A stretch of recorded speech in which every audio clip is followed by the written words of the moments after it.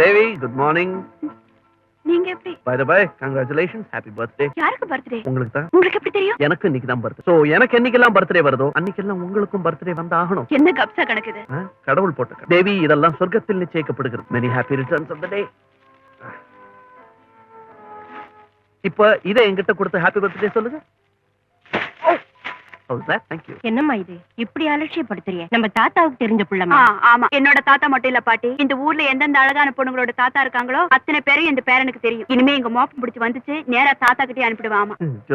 என்னப்பா இது படபடன்னு வெடிக்கிறா? ஒண்ணும் இல்ல, முதல்ல ஒரு படபடா, அப்புறம் ஒரு குடுகுடு, ஒரு சீரல், ஒரு சேரல், இதெல்லாம் எங்களுக்குள்ள சகஜமாயிடுச்சு. என்ன மிஸ்டர் சகஜம்? பாத்தீங்களா, கோவம் வந்தா கூட உதட்டோரத்துல ஒரு புன்சிரிப்பு இருக்குது பாருங்க. இத பார்த்துதான் கிளியோபட்ரா கிட்ட சீசர் மயங்கினா. இப்ப நான் வந்து தேவி கிட்ட பர்த்டே பிரசன்ட் கொடுத்துட்டு போலான்னு வந்திருக்கேன்னு சொன்னேன். இது பாருங்க மிஸ்டர், இந்த மாதிரி பாலிஷ் பேச்செல்லாம் பஸ் ஸ்டாண்ட்ல ஓரமா ஒதுங்கி இருக்குதுங்களே, அதுங்க கிட்ட வச்சுக்கங்க, என்கிட்ட வேண்டாம். ஷட் அப், என்கிட்ட வேண்டாம்னு சொன்ன யூ கேன் கோ. பாத்து